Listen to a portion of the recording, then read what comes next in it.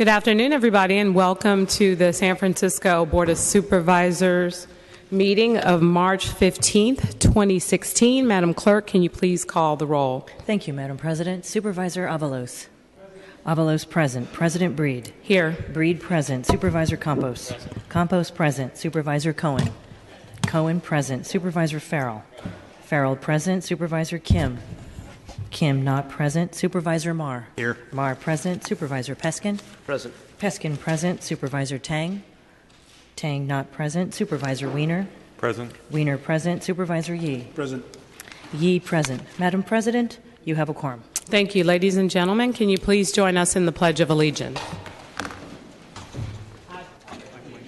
To the flag of the United States of America and to the republic for which it stands, one nation, under God, indivisible, with liberty and justice for all. Thank you. Madam Clerk, are there any communications? Yes, Madam President, we are in receipt of a communication from Mayor Ed Lee dated March 11th, 2016, communicating his veto of file number 151257, the transportation sustainability fee for non-residential projects. Supervisor John Avalos has requested the scheduling of the veto override at the next possible date. So Supervisor Avalos, that will be on the March 22nd agenda.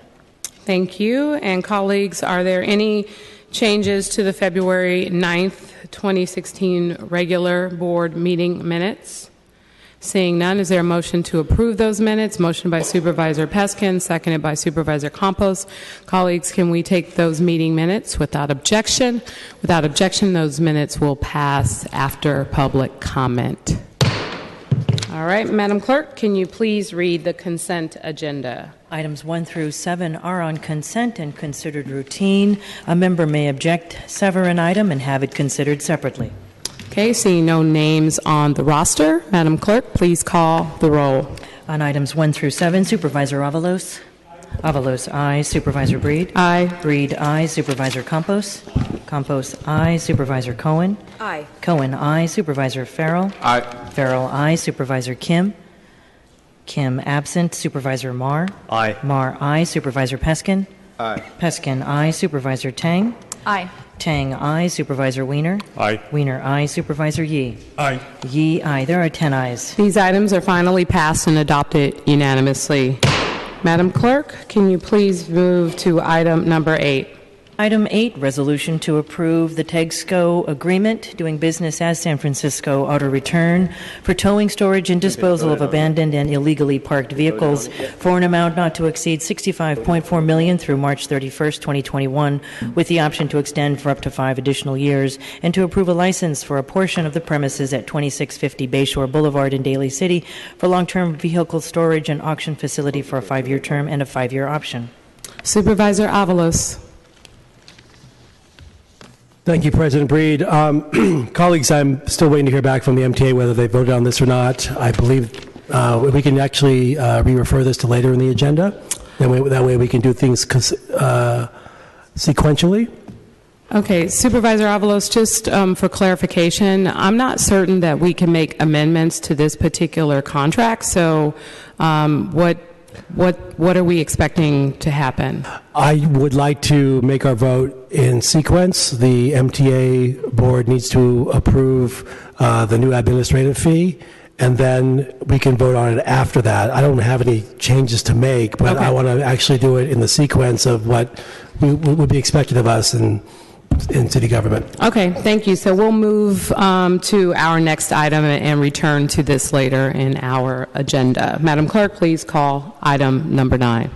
Item 9 is an ordinance to amend the administrative code to update the definition of final compensation for purposes of retirement benefits under the San Francisco Employees Retirement System, and to include compensation earnable in that definition under the Judges Retirement System and Judges Retirement System 2. Roll call vote. On item 9, Supervisor Avalos. Aye. Avalos, aye. Supervisor Breed. Aye. Breed, aye. Supervisor Campos. Aye. Campos, aye. Supervisor Cohen. Aye. Cohen, aye. Supervisor Farrell. Aye. Farrell, aye. Supervisor Kim. Kim, absent. Supervisor Marr. Aye. Marr, aye. Supervisor Peskin. No. Peskin, no. Supervisor Tang. Aye. Tang, aye. Supervisor Wiener. Aye. Wiener, aye. Supervisor Yee. Aye. Yee, aye. There are 9 ayes and 1 no, with Supervisor Peskin in the dissent. Okay, the ordinance is finally passed. Item 10. Item 10 is a resolution to amend the city's 10-year capital expenditure plan through 2025 to provide for the financing of an animal care and control shelter with the execution and delivery of certificates of participation or other forms of indebtedness in accordance with the capital plan's general fund debt program. Supervisor Tang? I'm going to keep this short because I know that you've all heard me talk about this a lot. So I just want to say thank you to my colleagues for supporting the rebuild of a new animal shelter in San Francisco. Thank you. Madam Clerk, seeing no other names on the roster, can you please call the roll? On item 10, Supervisor Avalos. Aye. Avalos, aye. Supervisor Breed. Aye. Breed, aye. Supervisor Campos. Aye. Campos, aye. Supervisor Cohen. Cohen, aye. Supervisor Farrell. Aye. Farrell, aye. Supervisor Kim. Kim, aye. Supervisor Marr. Aye. Marr, aye. Supervisor Peskin. Aye. Peskin, aye. Supervisor Tang. Aye. Tang, aye. Supervisor Wiener. Aye. Wiener, aye. Supervisor Yee. Aye. Yee, aye. There are 11 ayes. The resolution is adopted unanimously. Madam Clerk, please go to the next item. Item 11 was referred without recommendation from the Budget and Finance Subcommittee. It's a resolution to authorize the Municipal Transportation Agency to execute a lease agreement with Tanforan Industrial Park for approximately 7.3 acres of space located at 30 Tanforan Avenue in South San Francisco to be used for a bus operator training course for a 9-year and 5-month term through February 28, 2026, with an initial annual base rent of approximately $2.5 million and annual 2% rent increases. Supervisor Cohen? Thank you. I'd like to make a motion to continue this item for 3 weeks. 3? Yes, 3. So that is to the meeting of April 5th, Madam President. April 5th. Thank you. Supervisor Cohen has made a motion to continue this item to the meeting of April 5th, seconded by Supervisor Farrell. Colleagues, can we take the continuance without objection? Without objection, the continuance passes. This item will be continued to the meeting of April 5th, 2016. Next item, Madam Clerk.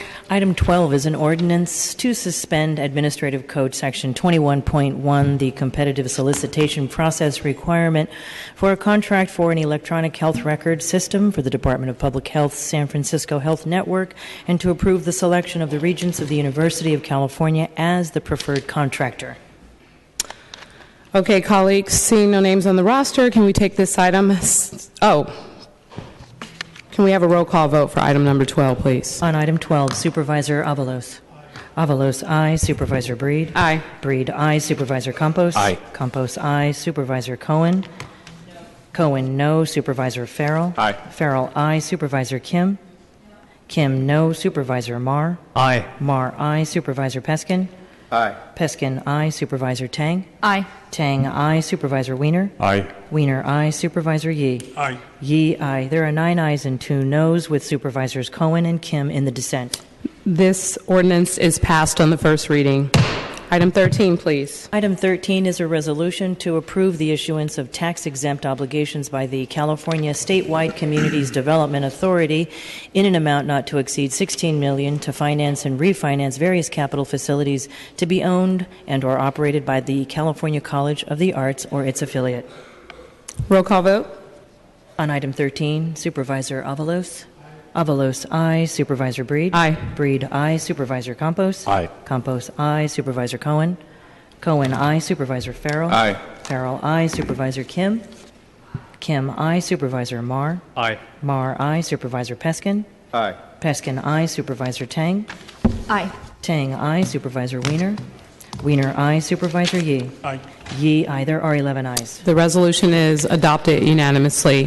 Madam Clerk, please call item 14 and 15 together. Item 14, resolution to retroactively authorize the Department on the Status of Women to accept and expend a $750,000 grant from the United States Department of Justice's Office of Violence Against Women for the Multidisciplinary Domestic Violence High Lethality Risk Team Pilot Project for a grant period through September 30th, 2018. Item 15 is a resolution to authorize the General Manager of the Public Utilities Commission to accept a $535,000 award from the Alameda County Waste Management Authority for implementation of a regional water conservation program. Colleagues, can we take these items, same house, same call? Without objection, the resolutions are adopted unanimously. All right, let's go to item 16, please. Item 16 was considered at a regular meeting of the Rules Committee on Thursday, March 10th, and was forwarded as a committee report.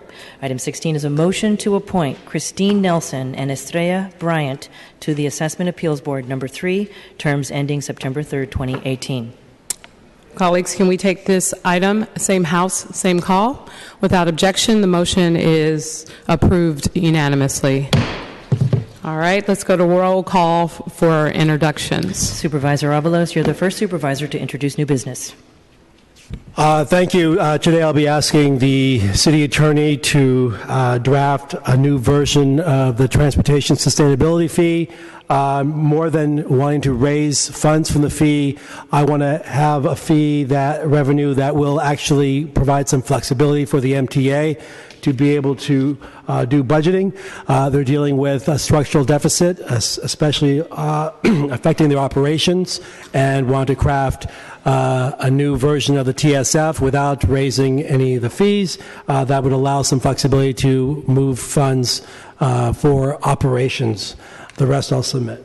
Thank you, Supervisor Avalos. Supervisor Campos. Submit. Supervisor Cohen. Supervisor Cohen.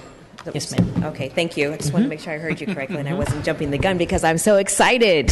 Because today I'm introducing a resolution urging the California State Assembly to adopt Senate Bill 1286.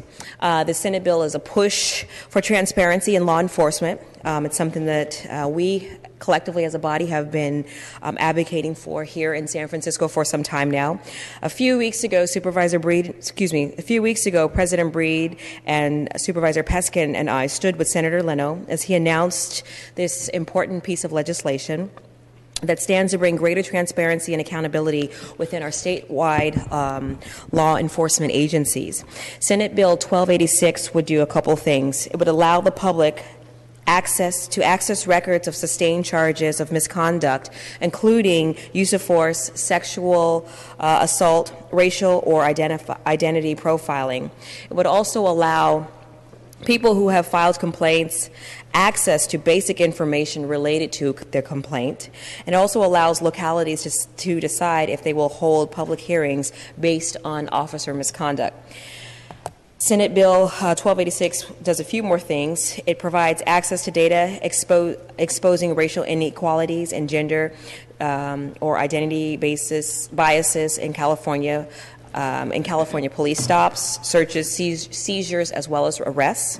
Because of access to data, we know that African American women are 7 times more likely to be stopped by a police officer, and it's actually also because of access to data we know that African Americans and Latinos in general are pulled over and searched 3 times more than whites, but police only recover drugs at a rate of half of that of what they find on Caucasian individuals.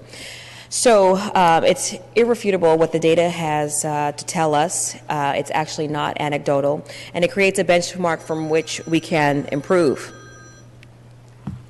Which is why earlier last year I was able to pass legislation that requires the San Francisco Police Department to collect, to analyze, and then also to make available to the public data on demographics of individuals that they stop, detain, and or question or search. I think it's important that for us to acknowledge that if we are not collecting and analyzing data, we cannot take advantage of the opportunities to identify areas where law enforcement agencies can try new ways to intervene and improve public safety. If we don't count, we cannot make the necessary improvements to move forward and to continually better our law enforcement agencies. So residents in San Francisco and all across the state have a paramount interest in transparency and accountability in law enforcement, and this interest would be reflected in this policy. So I hope, colleagues, that you will join me today in supporting this policy next week when it comes to us for a vote. I'd like to thank my co-sponsors, President Breed, Kim, Avalos, and Peskin, and I also want to recognize and applaud Senator Leno for his leadership and effort to create a climate of transparency in our government and in our law enforcement agencies across the entire state. Thank you. Thank you, the rest I Supervisor. submit. Thank you, Supervisor Cohen. Supervisor Farrell. Thank you, Madam Clerk. Colleagues, today I have 2 hearing requests. The first has to do with, as a follow-up to a report that I requested from our budget and legislative analyst a little over 9 months ago that they actually released just this morning regarding options for a municipal fiber optic network here in San Francisco.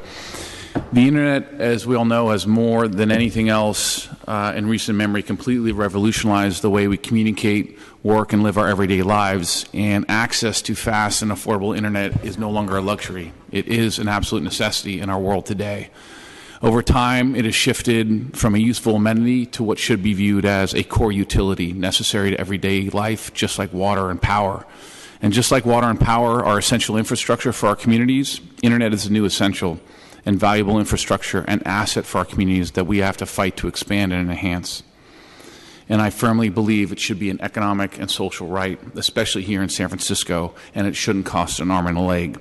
We have over 14% of our public school students, over 100,000 San Francisco residents that do not have internet access at home, and another 50,000 San Francisco residents with sluggish dial-up speeds.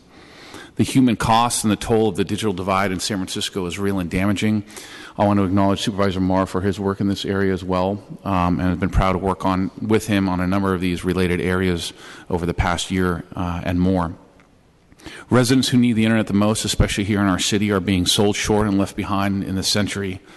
And as we call ourselves the innovation capital of the world, from my perspective, it's simply unacceptable. So a little over 9 months ago, I asked our BLA to create a first-in-time report to publicly analyze different options, including financial estimates, to develop a citywide gigabit-speed fiber network that will connect every single San Francisco resident to the internet in their homes and every single business in our city. If any city can tackle the digital divide and bring gigabit-speed internet to everybody, it is San Francisco. We have a chance and the ability to embrace the opportunity to lead and create a replicable model that other cities and municipalities around our country can follow. The report was released earlier today and represents for the first time in our history these estimates and the costs associated with constructing, owning, and operating a network that will provide low-cost gigabit speed internet for everybody. I also announced the beginnings of a municipal fiber working group that is going to be co-headed by Miguel Camino, who is our city's chief information officer and the head of our Department of Technology, as well as Jay Nath, our city's chief innovation officer. I'll be working on that committee along with Supervisor Marr. And today I'm introducing a hearing request on the report so we can have a substantive discussion about the report's details and next steps. It is a vision, it is my vision and goal to provide low-cost gigabit speed internet to every single San Francisco resident, and I look forward to the discussion moving forward. The second hearing request comes out of a recent meeting I had in my office regarding sea level rise and how it affects the city of San Francisco. Climate change is happening all over our globe, and it's very real, and the implications are very real for our city as we sit on the peninsula of San Francisco. Especially if San Francisco is surrounded on three sides by water, we need to start looking at how to prepare for these changes locally. The effects of climate change will impact many of our beloved shoreline recreational areas. In District 2 in particular, from Aquatic Park all the way out to Crissy Field, the landscape is going to look a lot different 100 years from now. There has been a sea level rise coordinating committee convened originally by Mayor Lee, which is a broad interdepartmental effort that's been working together to identify strategies and plan for how we as a city can live with water and the sea level rise that is coming. Today I'm calling for a hearing on this committee's sea level rise action plan to open up the public dialogue. This affects obviously not only the northern part of San Francisco, but all along the coast from Districts 3 and 6 down to 10 as well, and is something that everybody in San Francisco should be concerned about. And also as you think about the Pacific Ocean districts of District 1 and 4, 7 and 11 as well. We need to understand all of the risks, both of inaction as well as the cost of action going forward. We have been remarkably resilient through disasters here in San Francisco, whether it be earthquakes or otherwise, and we could avoid a disaster moving forward with forward thinking and action planning, but we simply can't still. That is the only option that's not acceptable. So I look forward to this discussion with our communities and developing these solutions together as all of us here in City Hall can do. The rest I submit. Thank you, Supervisor Farrell. Supervisor Kim. Thank you, Madam Clerk. Today I am introducing with Supervisor Peskin and Yee an ordinance which clarifies how the Charter Amendment ballot measure, which is on the ballot for June 7th of 2016, will reshape projects that have already filed an environmental evaluation application and have begun their planning process prior to the introduction of our charter ballot measure. I first want to recognize and thank our City Attorney's Office, who has worked diligently and many long nights and weekend hours to help us draft this legislation, along with April Veneracion Ang and Sunny Angulo from both my office and Supervisor Aaron Peskin's office, and a big tent of developers, community groups such as community housing organizations, the mayor's office, to work with us to ensure that we are maximizing the number of affordable housing units that are being constructed here in the city while making sure that development continues to be economically feasible.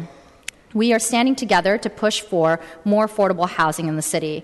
And while most changes to our housing and land use program typically means that legislation is prospective in impacting the pipeline, we are working with developers to ensure that even projects that have already begun their planning process are pushing the envelope and building more affordable housing than was legally intended when they applied to build their housing projects.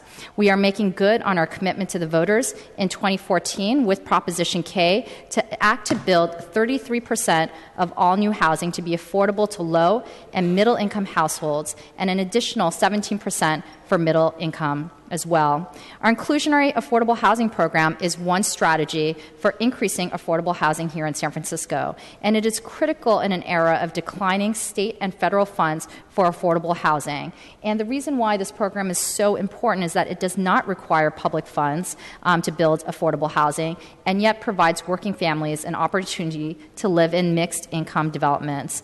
We know that working families are increasingly facing and are vulnerable to evictions, and that they are the fastest growing demographic in our homeless count in San Francisco's and in cities across the nation. We all need to do more to build more affordable housing, both the city and our private developers who continue to deliver record numbers of housing units here in San Francisco today. The legislation being introduced will provide a level of balance and fairness to projects that have current applications pending, and is forward-looking, allowing the board to act to make changes on our inclusionary requirements as is appropriate for the legislative branch of the City and County of San Francisco. We also are working to make up for and solve for the roughly 200 units of housing that would have been built as affordable if Proposition C, the Housing Trust Fund, had not passed in 2012. I just want to appreciate the development community for working with us and being proactive and creative in figuring out how we can build more affordable housing in the pipeline that currently exists and how to push the numbers upwards, and also for some of the creative ideas that our colleagues will see that is in the legislation being introduced today, one of which is to allow developers to purchase off-site rent control units that are vulnerable to Ellis Act evictions and other types of evictions, and taking that off of the market and putting it as part of their inclusionary housing requirement prior to certificate or prior to building occupancy. This legislation is a culmination of a commitment that both Supervisor Peskin and I made with the Mayor's Office and the Board of Supervisors to make sure that we are maximizing, the number of affordable units that we can be building, both in the future and also in the pipeline that has currently already begun their planning process, while balancing what is economically feasible. And the rest I submit. Thank you, Supervisor Kim. Supervisor Marr. Thank you. Colleagues, I wanted to thank Supervisor Farrell for his ongoing efforts to really create a gigacity here for San Francisco to address the digital divide and inclusion in terms of high-speed internet for everyone, from students and families to seniors. I wanted to also thank him for shining a light on the accountability of the technology systems in our city as well. I wanted to also acknowledge that a number of local community activists, from Marie Jobling on behalf of seniors and people with disabilities, to Bruce Wolf and others that have been looking at the issue of digital inclusion over the years, have been working with my office, and my hope is to tie them into the efforts going on the city level as well. As Supervisor Farrell mentioned, the divide of people who don't have access to high-speed internet is huge, as we found out from a budget analyst report from last year. Digital inclusion task force is needed in the city, which involves parents and families and seniors and people with disabilities as well. I look forward to the ongoing efforts to create a true fiber-to-home, fiber-to-all businesses network in our city. I'm not just looking at the private sector, but also potentially a municipal fiber network in our city like Chattanooga, Tennessee, and some other cities have developed over time. Also today, colleagues, I'm introducing a hearing. I'm introducing a hearing today. Employees from our fine arts museums of San Francisco have been raising concerns over operations and management over the years. That's the DeYoung Museum in Golden Gate Park and the Legion of Honor in Lincoln Park. These institutions receive direct and indirect support from the city through the use of our general fund, hotel tax revenues, and also in-kind support as well. The city's oversight is critical in maintaining our obligation to the administrative and fiscal commitments it makes, as well as the public's benefit. The city owns the museum sites and facilities, as well as pays for museum security and maintenance. I'm concerned about a number of issues. Number one, fine arts museums, security guard staffing, and also issues at the Asian Art Museum as well. The fine arts museums have a unique situation in terms of security staff work hours. There are what seems to be two tiers of hours for the guards, a 35-hour work week group and a full-time 40-hour work group week. I think it's created concerns around security and safety of the art collections, which are extremely valuable, especially the Asian art museums and the DeYoungs, and also has created an apparent two-tier system within the workforce that negatively impacts fair compensation of these important staff members of the museums. Number two, fine arts staff abuses. Workers have been raising issues over the years, and I'll just say that the fine arts museum staff from the DeYoung and the Legion of Honor are within my district, but the workers have complained over the years, and they're under where there's a nonprofit, the Corporation of Fine Arts Museums, or a COFAM umbrella, that's now doing work that city workers used to do. Those remaining attendant city workers are now all under the COFAM supervision and not under the city's management supervision. The management tactic of de-skilling of the workers is also a huge concern, and numerous training obligations apparently have not been met by, or there have been allegations that training obligations have not been met by the fine arts museums. Lastly, safety issues at the Asian Art Museum have been raised to my office. I think there's a limit to the role of security guards and the need for law enforcement at that particular site. The line is blurry according to the reports at this location. It's reasonable to monitor and to watch on the grounds and enforce low-level issues. However, the issues at the Asian Art Museum have become increasingly hard to manage and seem to be warranting some special attention to ensure that there's safety and security at the site. The city has an obligation to address the governance and oversight of the workers at all of our museums on city property, and also look at the use of funds and management approaches to these sites. So I'm calling for the hearing on these various issues. The rest I'll submit. Thank you. Thank you, Supervisor Marr. Supervisor Peskin. Thank you, Madam Clerk. Colleagues, today I'm going to introduce the citywide accessory dwelling unit ordinance that I announced we were drafting last week. I am also calling for a hearing with regard to the disposition of surplus parts by the Public Utilities Commission, which I am concerned about relative to the city's auxiliary water supply system. And finally, colleagues, I'd like to adjourn today's meeting in the memory of one of my constituents who was tragically killed in a hit-and-run accident Friday morning at 5:50 in the morning on the corner of Broadway and Powell Streets. A gentleman named Mr. Sun Choi La, who passed away at the age of 63, leaving behind his wife, now widow, adult daughter, and son. Our hearts go out to them. And today, the Transportation Authority Commission, at its Plans and Programs Committee, forwarded to the full SFCTA funding to do pedestrian safety improvements, ironically, on that part of Broadway. So we look forward to those improvements coming. Too late for Mr. Law. And also, I've been in touch with the MTA about daylighting that corner, which needs to be daylighted. And hopefully the SFPD, which has an active investigation, will apprehend the driver of that vehicle. And finally, thank you to the many people who responded to our GoFundMe campaign to help pay for Mr. Law's burial expenses. That concludes my roll call. Thank you, Supervisor Peskin. Supervisor Wiener. Supervisor Yee.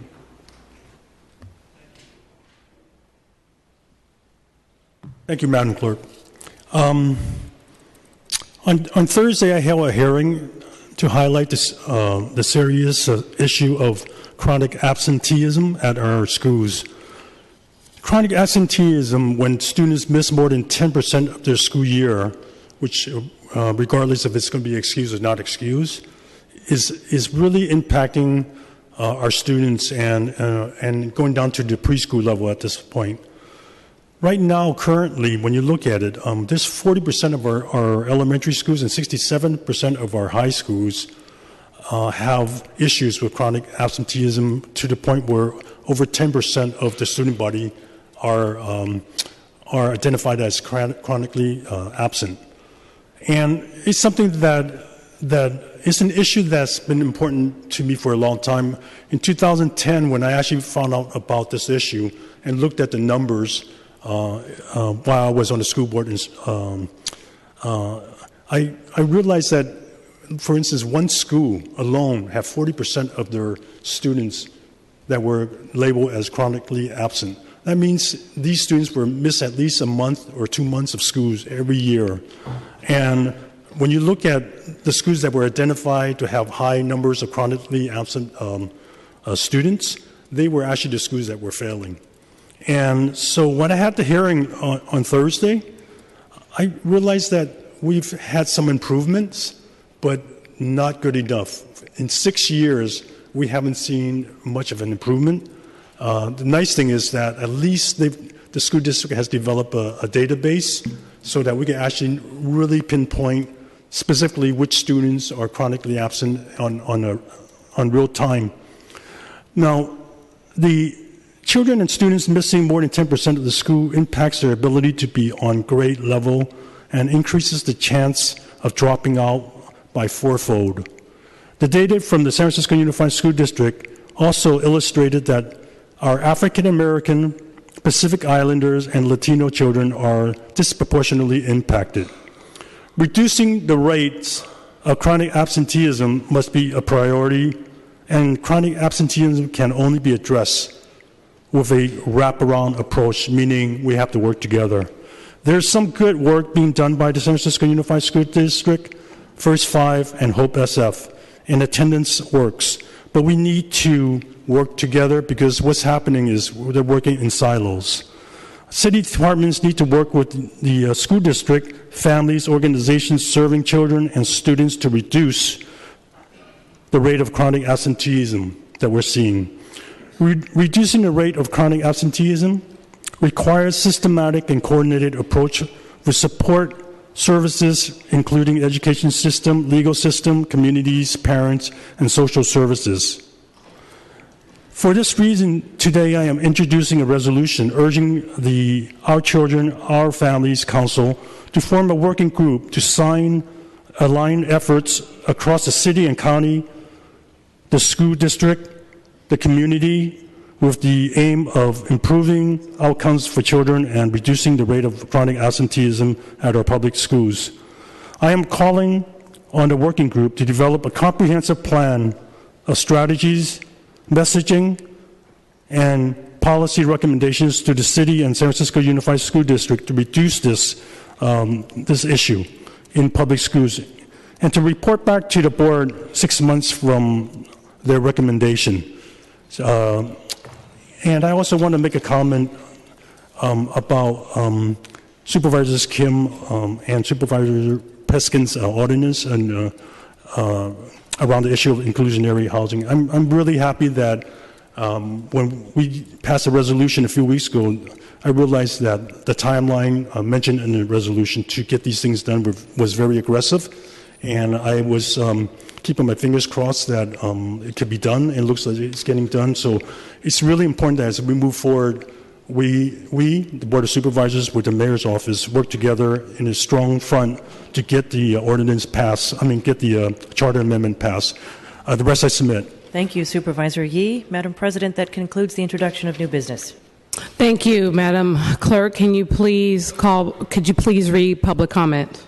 At this time, the public may address the entire Board of Supervisors for up to 2 minutes on items within the subject matter jurisdiction of the Board, to include the minutes and items on the without reference to committee calendar, items 19 through 24.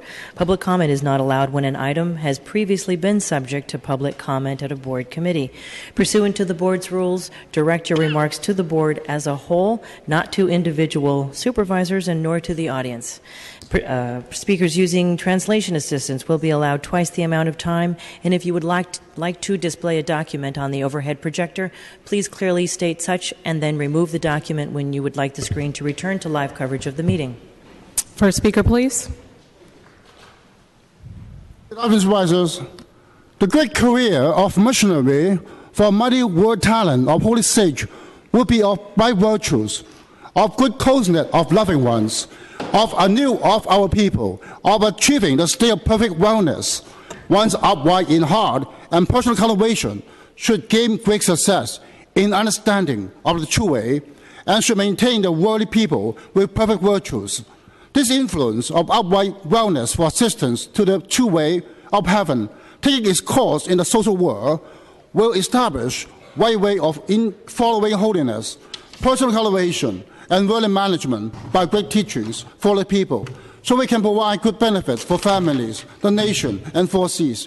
Our people shall enjoy holy joyfulness with blissful life.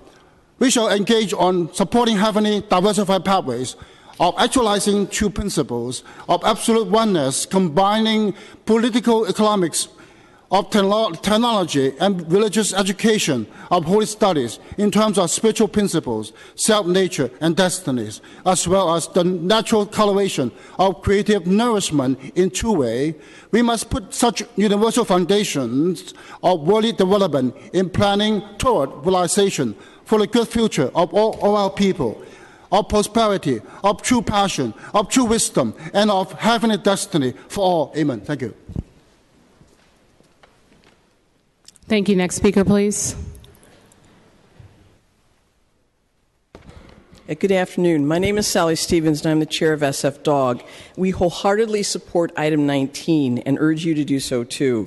The GGNRA was created to protect land from development, which they have done, and, to quote Congress, to, quote, establish a new national urban recreation area which will concentrate on serving the outdoor recreation needs of the people of the metropolitan area, end quote. It was never intended to be managed like a remote wilderness or a traditional national park. This draft rule is a result of a highly flawed public process that was rigged from the start. Over 10,000 comments were submitted in 2011 and 2013 on the proposed dog plan, most overwhelmingly opposed to it. Yet the Park Service made no significant change to their original version of the plan. They have insisted on cutting access for people with dogs by 90%. And make no mistake, this plan is about restricting access for people, not just dogs. People who enjoy walking with a dog will be banned from 99.6% of the GGNRA land. That is not a balanced plan. In 2011, you, the board, asked the Park Service to adequately study the impacts if thousands of people with dogs move or leave the GGNRA and move into city parks. 5 years later, they have not done the only thing you asked of them. If you think a dog plan should be based on actual scientific site-specific evidence of impacts, not just anecdotes and prejudice, support this resolution. They have not done any of those. If you think this urban recreation area should not be managed like a remote wilderness so that people can have a solitary visitor experience and test their outdoor skills, which is what the Park Service wants for most of the GGNRA, even though it's located within a city of 800,000 people, vote yes. Support recreation in the GGNRA and please vote yes on item 19. I also urge you to support item 20. Several dogs seized from Michael Vick's dogfighting ring have become therapy dogs that visit sick children in hospitals. They were definitely not vicious. Please vote yes on items 19 and 20. Thank you. And I want to let the next speaker come up and speak, but after the next speaker, I will be interrupting public comment to do a 2:30 commendation. So next speaker, please, and we will resume public comment after the 2:30 commendation.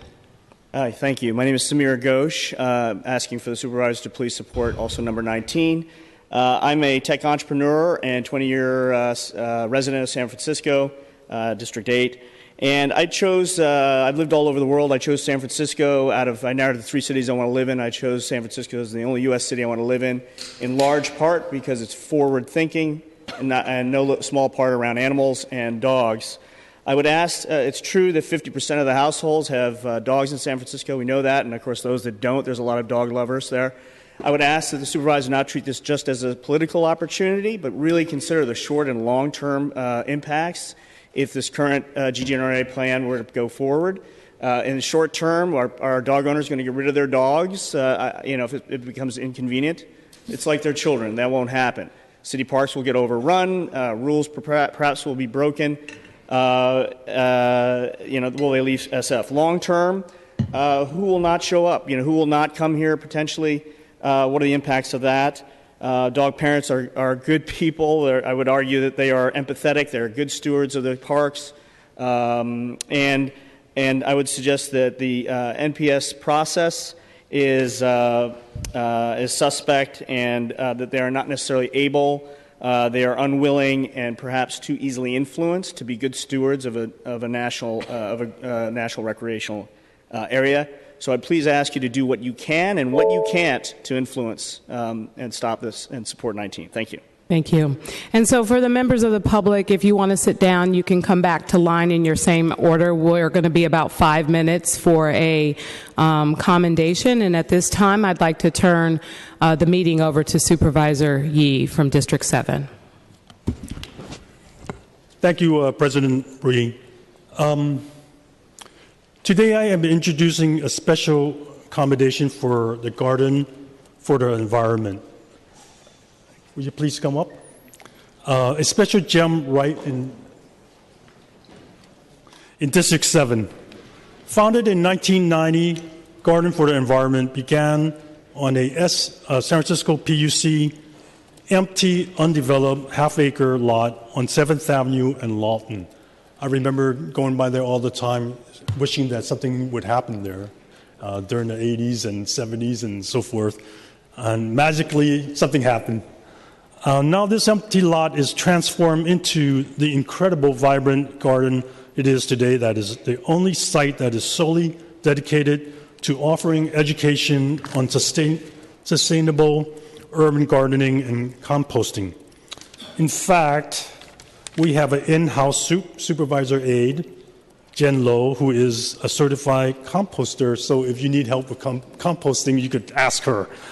The Garden for the Environment is a teaching garden that proudly serves over 500 adults and 900 youth each year through its training and programs. When I was on the school board, in particular, when I went to many of these schools where they had gardens, and they're all in your district, these schools, almost every single person I spoke to got the training through this organization. They provide hands-on activities for youth in classrooms across San Francisco, allowing them to have access to fresh food and encouraging them to become better stewards of the environment and sustainable agriculture. The garden is also open to the public and offers free resources for residents that want to learn more about drought-resistant plants, edibles that grow in our climate, and how to create their own compost. This work is so appreciated, especially given our city's dedication to sustainability. The work of the garden is truly inspirational. I've been there several times now, and it's almost like, where am I? You're in the middle of a garden, in the middle of an urban area, and you would never know that you're in the urban area. I want to extend this commendation to the board members, staff, and countless volunteers who are dedicated to the mission and the message of Garden for the environment. We wish you a very happy 25th anniversary and hope that your legacy continues. So this is Mr. Blair Randall, Executive Director, and Maggie Guerra, Program Manager.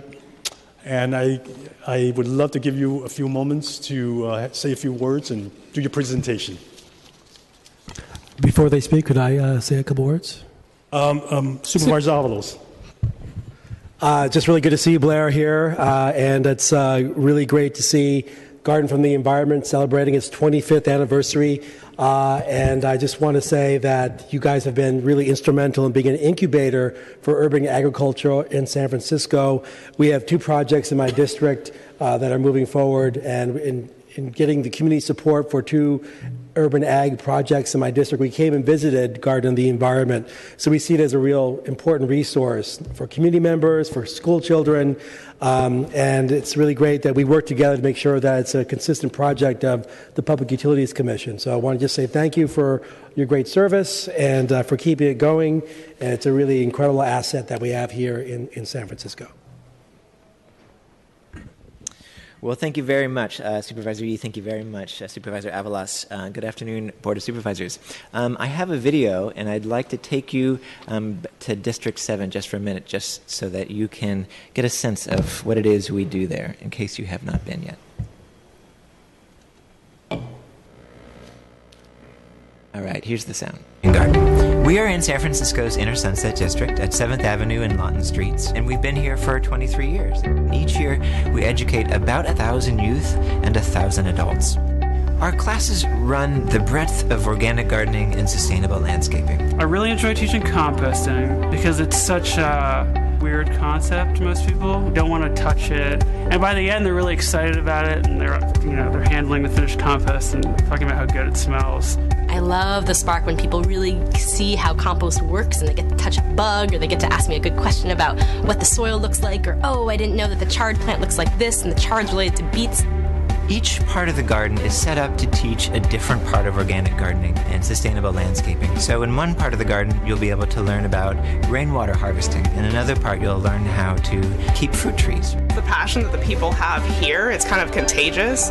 Everyone loves to be here, and it's a place that I think people feel very welcome. And because we're specifically a teaching garden, there are no mistakes here. And our hope is just that this place inspires people to either come back here and garden more with us, or garden in their own spaces, or help a neighboring community garden. I think the program that we are most proud of is a program that we call Get Up. It's the Gardening and Composting Educator Training Program. It is a 3-month crash course in gardening and composting. The goal is to teach adults how to garden and how to be educators and how to be advocates. About 90% of the projects that have really taken off in the city were started by a graduate of that program. People are not only starting their own farms and gardens, but also doing lots of policy, doing planning. Garden for the Environment and this training program really has been the bellows onto the fire of the urban agriculture movement in San Francisco. It's cool that every time we come back there's something different. So we started with planting that bed, and now you can actually see the fruits of our labor. There's little garlic shoots coming up and kale and all that kind of stuff. We do harvest fruits and vegetables, but our harvest, I think, really is that spark of education. Our harvest really is what our students go on to do after they've learned those skills here. About a month ago, my half-brother came out to visit, and he's been working in Manhattan, so I put him to work. And at the end of the day, he said, "Nate, this may sound really weird, but it just feels so good to put my hands in the dirt." I was like, "No, Charlie, now you understand why I do what I do." My favorite part of it is getting to see people connecting with the natural world in a way that makes sense to them. It's not someone telling them what to believe about the natural world, it's people exploring it in their own sense. Gardening is so mysterious. It is relaxing in a way that is hard to find in a city. Oftentimes we have this idea that the environment, the wilderness, exists somewhere else, and this is a place for people to gather, to be among things that are growing and thriving, and I think that that's so important.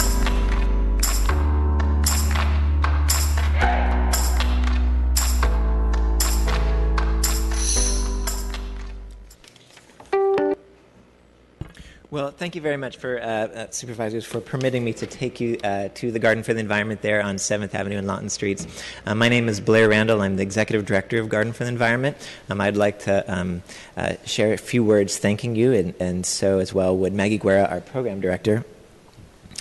On behalf of thousands of San Franciscans, young and old, who find the Garden for the Environment to be an invaluable resource, we are honored to receive this commendation from the Board of Supervisors. In our work, we meet adults every week who don't know how to garden, but who, in 2016, want to learn how to garden. They want to learn how to garden because they want to teach their children how to garden. They want to learn because they want to grow some of their own food, because they want to begin composting at home or start saving some rainwater.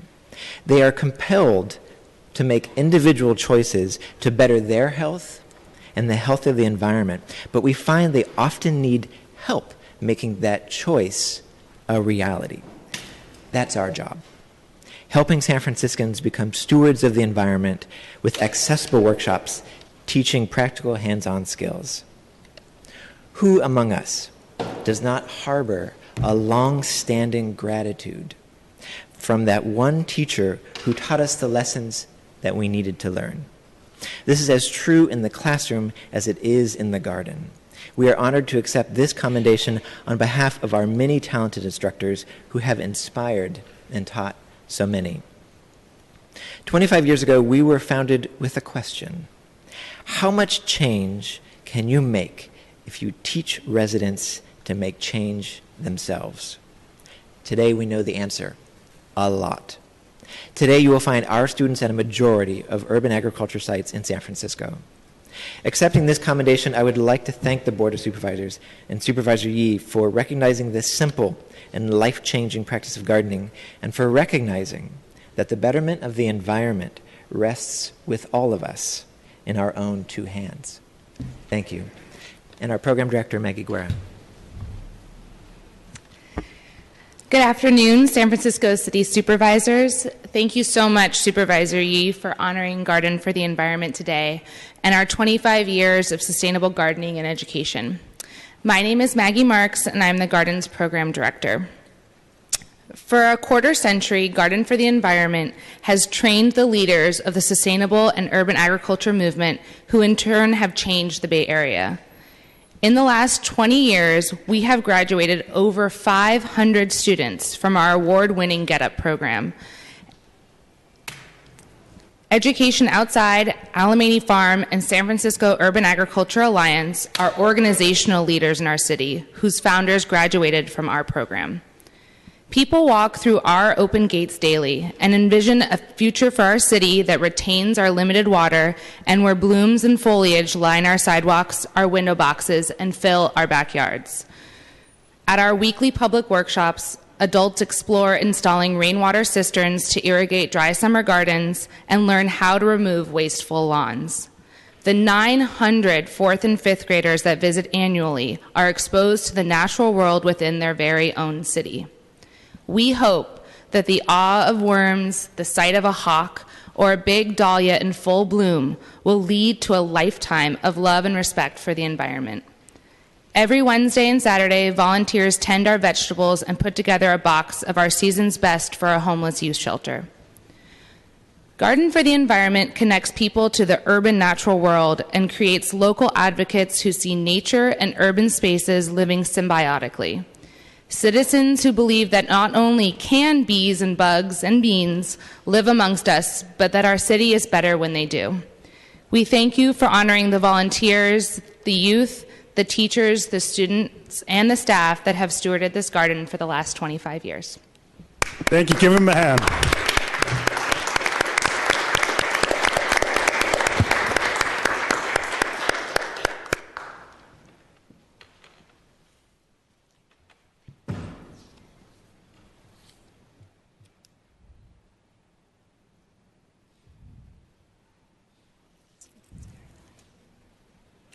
Thank you for your work, and again, congratulations.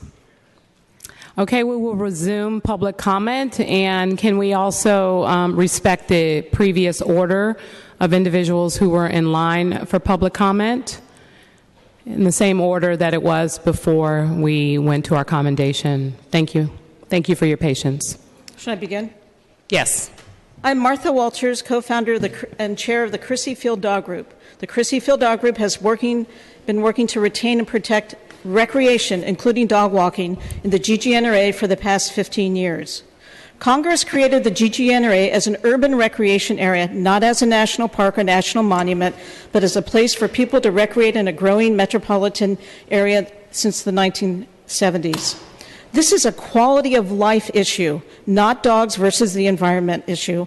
We need to protect recreation as a core resource and value of the GGNRA, a fundamental guiding principle that has been lost in this land use process. The National Park Service deliberately made a decision in its general management plan process that recreation is not subject to protect as a legal matter, and that error is distorting this dog management process. Dispersion of recreational use into city-managed parks will be a direct consequence of the proposed restrictions from the proposed rule. For example, closing East Beach at Crissy Field will impact thousands of users on a weekly and monthly basis. People with their dogs will naturally gravitate to the already overcrowded city parks. Over the past several years, the GGNRA has issued 2 environmental review documents, and actually right now the proposed rule is much stricter than those documents. More importantly, the GGNRA has not taken our comments nor the thousands of public comments seriously to date about this issue, and that's reflected in this proposed rule. The other big concern about the proposed rule is the monitoring program. It is clearly punitive as it allows the GGNRA superintendent to unilaterally decide to further reduce or eliminate dog walking space in the future without public input. The few remaining dog walking areas should not be subject to being closed down based on the actions of few. The Crissy Field Dog Group has offered a number of solutions to the GGNRA over the years, such as incorporating the City of Boulder, Colorado's Green Tag program. That concludes her 2 minutes. Oh, sorry about that. Thank you, ma'am. We support item number 19. Thank you, Supervisor Tang. Thank you. Next speaker, please.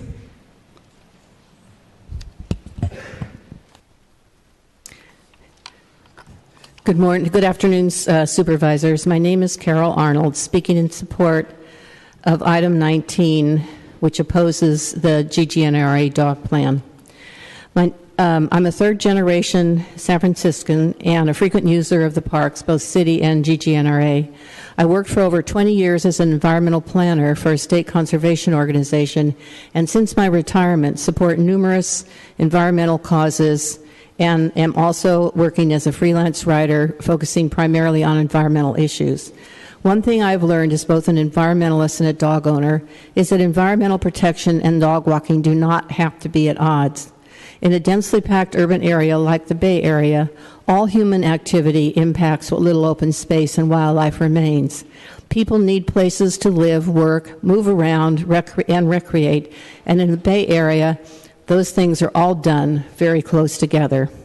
As an environmentalist, I strongly believe this is a good thing, that most human activity should take place in urban areas like ours, leaving more rural and less populated landscapes as places where nature and wildlife can thrive, where the types of projects I managed in my job, habitat acquisition and restoration and enhancement, can be undertaken without the threat of unsustainable human disturbance in the future. The dog management plan before you today should support recreation for Bay Area urban residents, the prime reason for which the GGNRA was created. For years, the recreation area allowed dog walking within about 1% of its 88,000 acres. Under the current plan, dog walking will be restricted even more. An estimated 90% of that 1% will be off limits, leaving only slivers of land for people to walk their dogs.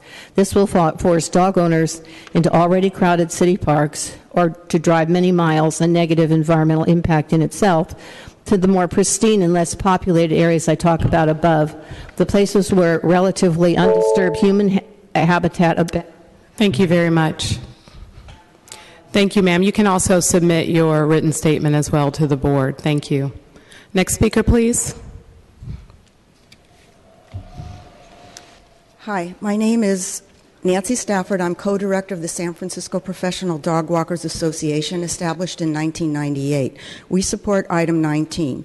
The GGNRA did not study the impacts on city parks, even though the supervisors asked them to 5 years ago, and their own NEPA laws require them to do so. The city established permits for professional dog walkers. The GGNRA followed suit because of concerns of dispersion onto their lands. When the city asked them to match the number of dogs per walker, which is 8, they refused and established 6. So obviously they did not care about dispersion into city parks, which has already happened in Stern Grove and McLaren. There are only 28 off-leash areas for the SPCA's estimated 178,000 dogs and the hundreds of professional dog walkers serving these family dogs. This plan is an insult to San Franciscans. Our small businesses are in jeopardy, and it endangers the ability of our profession to properly serve our working clients. Comments by the public oppose this plan by 80%, and your own previous resolutions oppose this. Please continue opposing this draconian dog management plan. And I support item 20. Fighting dogs are not inherently vicious. Thank you. Thank you. Next speaker, please. Hello, my name is Sylvie Johnson, and I wrote a lot of destruction areas in Golden Gate Park and never got out. And I don't know what discrimination is, but this has not been proposed. This has been a really issue about Susan Gard, which now calls herself Susan Silver. She has already put a lot of discrimination on our children and have caused train accident and has not, put this ordinance and these plans that they got to destroy the world is not as so messed up that the cure that they got, they don't even know what the heck they're doing. That they need it all straightened out, and this goes through, I told you already, it's through the police department, where this is being a lot of disorienting for the world to come. And I already have a quarter, and this is going to go detail to detail about this disclosure of what the publisher done in public for public. And I think that this has been an issue that's been going on over a cure that has already a girl look like me and tried to replace. And this is not going to come the world and jewels that we have already planned for what we have rewarded here on this planet. And this is that we need to bring this all out through the police department, and I already have gone to school, and they have already disordered this. Thank you very much. Next speaker, please. Good afternoon, Board of Supervisors. My name is Chris Cohen, and I brought with me today my dog, Johnny Justice. I'm here to support item 20 on the agenda. Sir, speak directly into the microphone, please. Thank Sorry, you. it's a little low. Thank you. For the last 8 years, Johnny and I have served this community as volunteers in public library, doing literacy programs, and also visiting with ill children and their families. Because Johnny was confiscated in Virginia, he was given a second chance. Had he been confiscated here in California, he wouldn't have been given one. Johnny's label in California would have been a vicious dog, even though he was just a puppy. So today, I brought Johnny in so you can see living proof of how AB 1825 would save dogs' lives. This is Johnny, and we urge you to vote on his behalf and on other dogs just like him on their behalf. Sorry, I'm a little emotional. This is a kind of a subject very dear to me. So if you could support item 20, it would be much appreciated. Thank you. Thank you. Next speaker, please. Well, I didn't bring a speech again today, but it's interesting that today at Swan Lake, I had a dog incident, the birds and a pit bull. A pit bull tried to attack one of the swans at what I call Swan Lake. I mean, that happened and it scared me to death. I mean, I was right in the middle of it. I saved the swan. I think that's a good thing. But see, the person didn't understand about birds. And she said, oh, I'll have that bird killed. Now, that really infuriated me, but I escorted him off the property because I was the one in the middle I had some wind chimes, I distracted the bird, and I had something for the dog, the pit bull, because when they showed up, they were just running around, having a good time. Now, there are leash laws in the city of San Francisco, especially where there are huge birds and lots of tourists. There were lots of tourists there. They had no idea what was going on. There were kids there, and this pit bull was attacking a swan, and I kept it apart barely. And that scared me to death. But I do love dogs. I mean, there's canines. I didn't even know Homeland Security had canines. I mean, those are dogs too, believe it or not. And the San Francisco canines, you know, they are dogs. I mean, that's all they are. They are trained to be protectors. But see, ones that are just abused, they become vicious. It's the owner that is liable. And I told them that they would be responsible for killing birds if they did. My name is Red Hawk, and I stood tall for the swan, and good luck. I love you guys to death. Have a good day. Thank you. You're welcome. Next speaker, please. You know, before we begin, can we take a survey? How many of you heard the MarkDice.com interview with George Norrie on Coast to Coast, February 19th? Can we see a show of hands, and please raise them very high on that one? Thank you very much. And how many of you chose not to participate in the survey? Can we see a show of hands on that? Okay, thank you. Now today I'd like to talk about David killing Goliath. And the Bible says prophetically there was no sword in David's hand. Now there's a reason for that, because what happened 1,000 years later was the real battle of David and Goliath. You know what David means in Hebrew? It means beloved. And that Jesus Christ is the true beloved of God. And the real battle was when Jesus Christ went to the cross for our sins. And he went to the cross in due time, as the verse in my shirt says in Romans, in due time, Christ died for the ungodly. The Bible is the only book that gives us actual prophecy. It really is. It's the only book that gives us prophecy. I was reading the book of Daniel last night, and in the same year, the prophet Daniel was given by two different angels, two different messages about the arrival of the Messiah. One said in the beginning of the year that the Messiah would come in 70 Shemitahs, or 490 years, and then sometime later in the same year, another angel said the whole world was going to end in 3.5 years. And so he said, I heard, but I understood not. It's understandable why he would hear and understand not, because angels speak the truth. They're from the Almighty. But you know, the Bible says that once we arrive at the time of the end, the wise will understand the interpretation of the 3.5 years that are closed and sealed. And although I don't have time to address it, 14 seconds left, I would swear to God Almighty that 9/11 was the sixth trumpet. And a month before it happened, okay, I told people it would happen on that day based on the baptism of Christ. Thank you. Next speaker, please.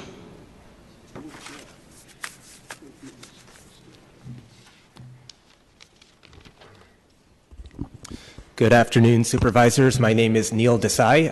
I'm with the National Parks Conservation Association. I'm also a resident of District 4 here in San Francisco. The National Parks Conservation Association advocates on behalf of all national parks, all 410 across our national park system, including the Golden Gate National Recreation Area.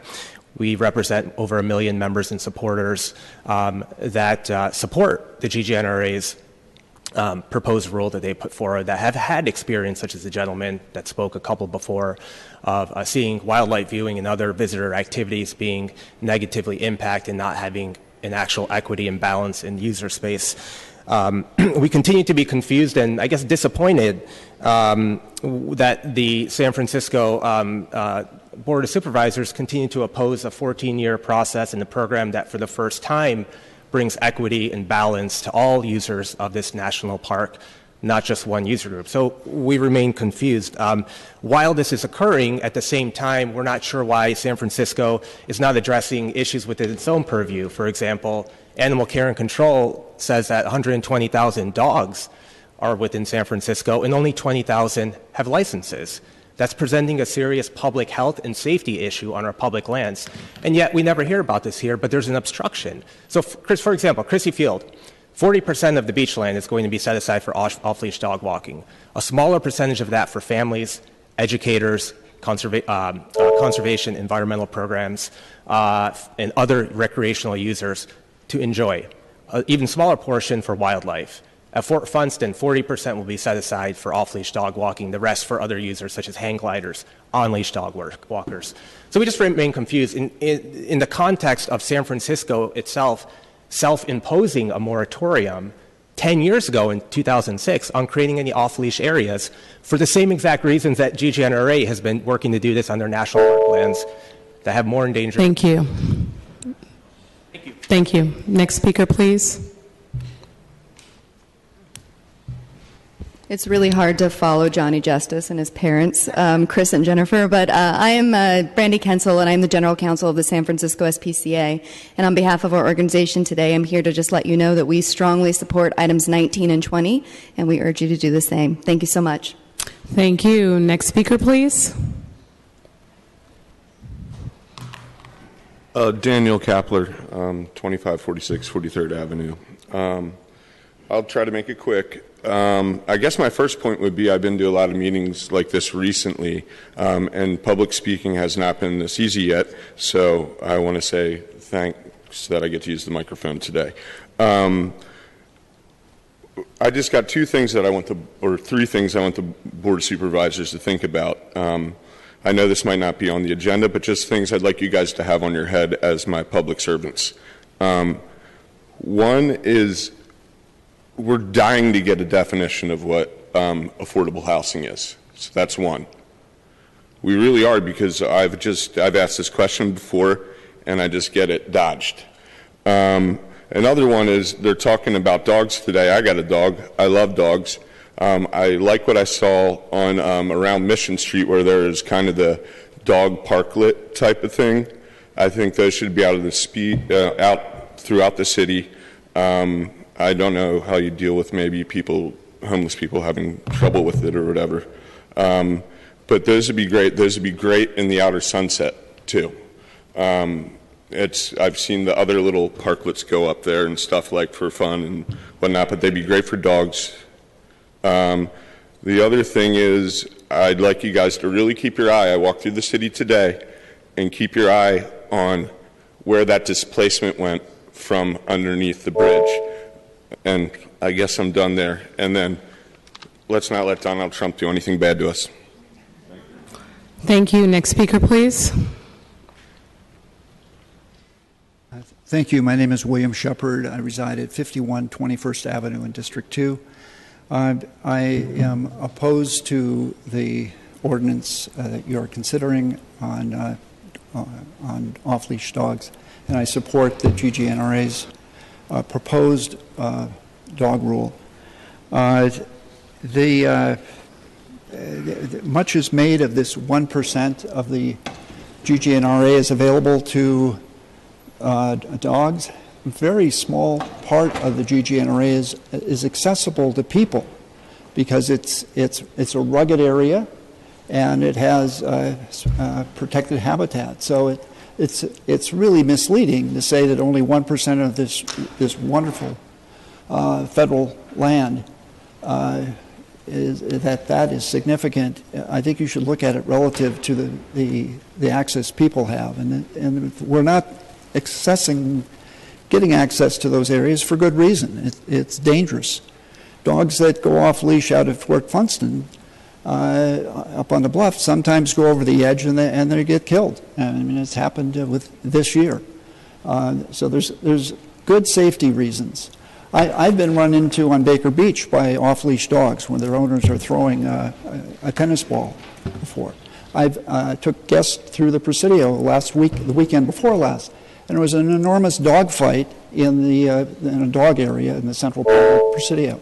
So there is good reason to have restrictions on off-leash dogs in San Francisco and in the GGNRA. Thank you. Thank you. Next speaker, please.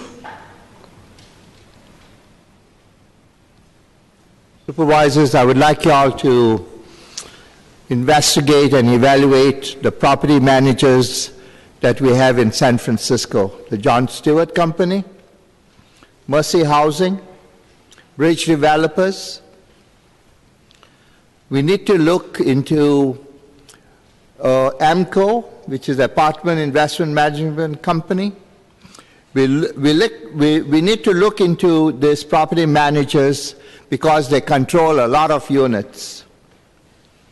And as some people have stated today, we have over 10,000 homeless. Among them, many families who are living on our streets.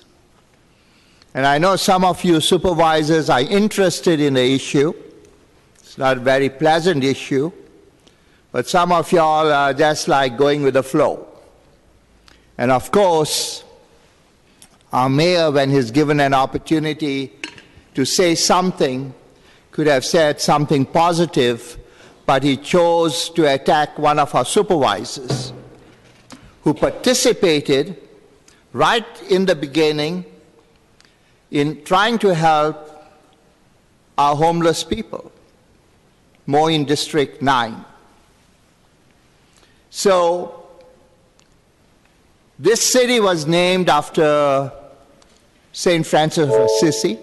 He loved animals, you know, some people are talking about animals. But I'm sure he loved human beings too. And as human beings, we have to speak up. I know some of you supervisors, I know you too well, and I got a rap sheet on the others who are not doing their jobs, and we'll take care of them when the time comes to vote. But have some mercy on our homeless. Thank you very much. Thank you. Next speaker, please. My name is Gary Fergus. I'm on the board of Crissy Field Dog. Thank you for hearing our public comments. What has happened since the supervisors last voted on a resolution encouraging the Golden Gate National Recreation Area to listen, to cooperate, and to find a solution? Nothing. There has been silence. And instead, what has happened is they are implementing what they suggested a long time ago.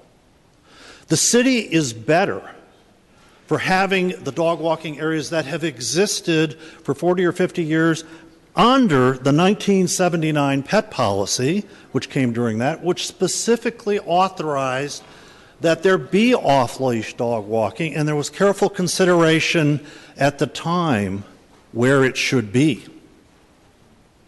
Now, if this were simply a private landowner, it might be a different issue. But this is the federal government, and what the federal government is supposed to do is take a hard look to consider existing conditions and look at the impacts for their proposed change. And they did not do that. The reason they did not do that is they said, we don't have to consider the purpose for which this park was created. So if for no other reason, a message that needs to go to the National Park Service is you do need to listen. You do need to take these values, which are important for both humans and the dogs they recreate with, because that is what makes part of this city great. Part of what we heard earlier in terms of an urban area where you can grow vegetables. Here you can get peace and solitude and recreate. And Park Service has ignored that hard look Thank that's required. you. We're in favor of 19. Thank you. Thank you very much. Next speaker, please. Hey, speak into the microphone, please. I'm going Thank to you. prove that I could chew bubble gum and sing at the same time. My message is today, ladies and gentlemen, is to basically announce to the city and county the self-appointed Fillmore Corridor ambassador. And I'm also going to change over from an activist to an entertainer, which I was born and raised to be before I got in this business 20 years ago. And one of my great artists is Marvin Gaye, and I'm going to try to attempt something here that could give you a little bit about what I'm going to name this program with Marvin Gaye at the Edition. It's called Trouble Man, and basically, ladies and gentlemen, me as an activist in this community, I've been a trouble man. Just a little bit of sample to show you what's going to happen. You know, as I stroll down Fillmore, coming over here to City Hall and over on the west side, you know, I go something like this. I come apart, baby. I'm cool. I didn't make it, children, playing by your rules. I come apart, baby, but now I'm fine. I'm checking trouble, children, moving Fillmore line. I come apart, baby, but that's okay, cause trouble man, don't get in my way. Listen to this. Hey, I know some faces in my some places. I got the connection. They dig my direction. But people say that's okay. They don't bother me. Nah, I'm ready to make it. Don't care about the problem. Got myself together. Got the protection. I got the kind of protection that's all around. Thank you, Jesus. I come a hard way. Woo! Listen here. I did the real things with a troubled mind. Gonna keep moving down the Fillmore line. I come apart, a black man getting down. Listen, there's only three things for sure: touches, death, and trouble. Thank you, Mr. Washington. Next speaker, please. Take it outside. Take it outside.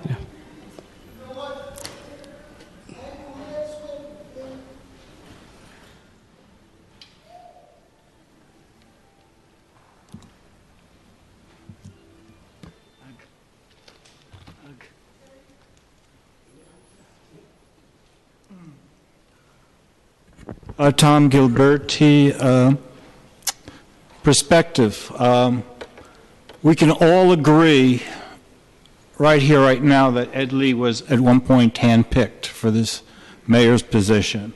From that, I'll probably diverge. It'll be my perception. I just consider him a gear, a cog in a political machine.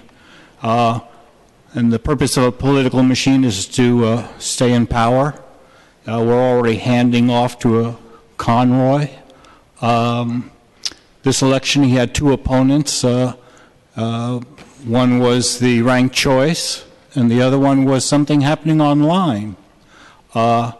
Nothing quite happened to change, and we have basically what I consider a glorified cheerleader for corporate desires in this city. In the mayor's office. I mean, this is all my perspective, but we have on Van Ness, the hospital, they wanted to close St. Luke's. He said, okay, sure. We had the Twitter tax breaks. We had the 10,000 Treasure Island units that he wanted to take to China so they could develop it. 8 Washington was the new direction for our city.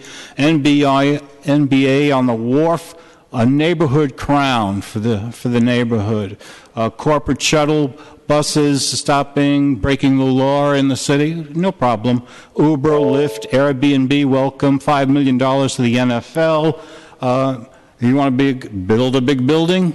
We can change the codes. They change. And he's associated with pay to play and better than the mafia. It's a tough place to be right here with that leadership. A pause in a new direction. We still need it. Thank you. Thank you. Are there any other members of the public who'd like to provide public comment at this time? Ma'am, please come forward.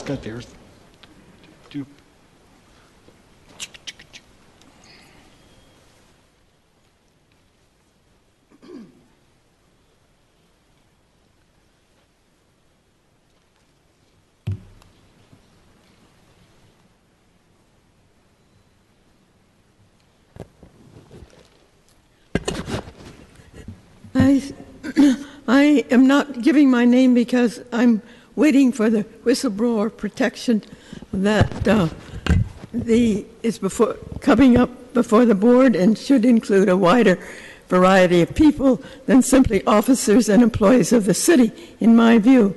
However, I would like to comment kind of in anticipation of your item recalling for a state of emergency in San Francisco. And just mention within the time limit a couple of things that have not been explored by the city to fix its situation without calling an emergency.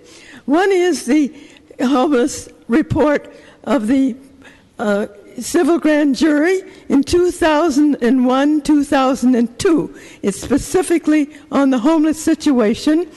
The grand jury did, in my view, an excellent job that should be responded to with serious concern to respect the requirements of law, that the city and the affected agencies of the city respond in certain ways, either within 60 days, such as human resources, human services, or the Board of Supervisors within 90 days.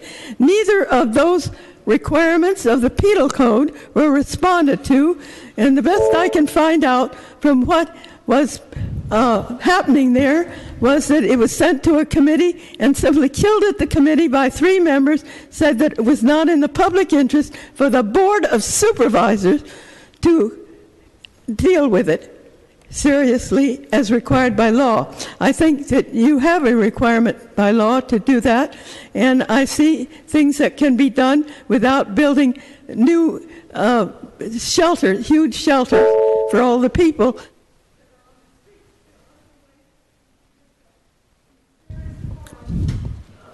Madam President, that concludes the speaker's time. Thank you, ma'am. Thank you very much. We hear you. Thank you so much. Are there any other members of the public who'd like to provide public comment at this time? Seeing none, public comment is closed.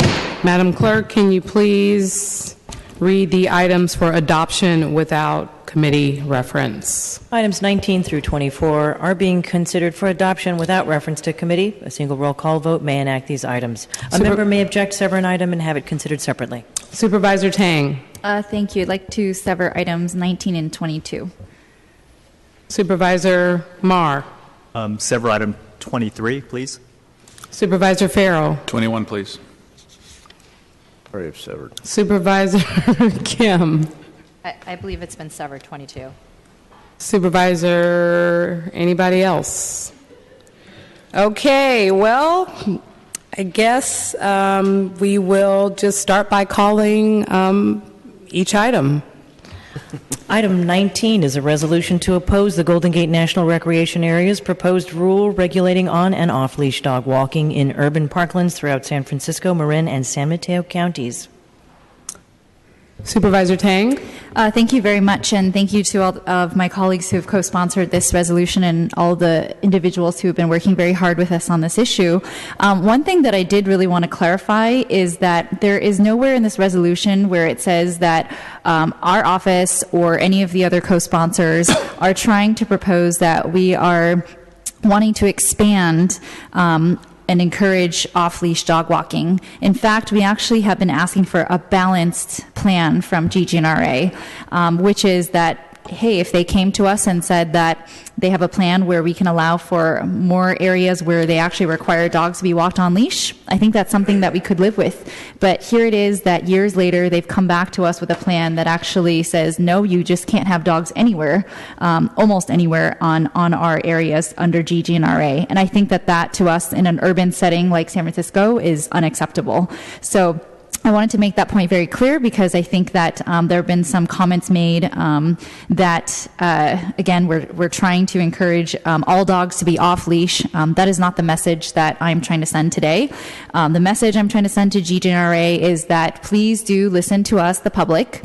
Our office has been following up with that agency for years and years.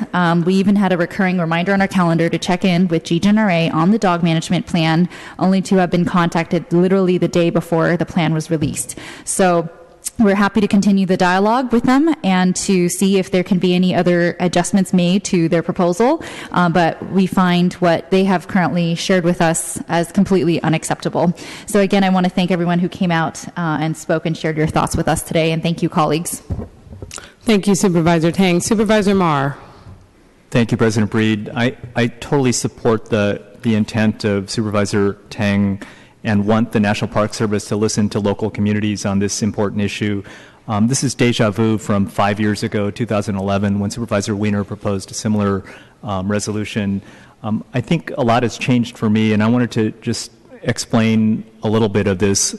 I am a dog person. I've grown up with dogs over my whole life and my whole family, and I know that off-leash but supervised by sight and voice is critical for the health of many dogs, the psychology of people who have dogs, and I understand that that's really important for the health, mental health and physical health of dogs and people with dogs.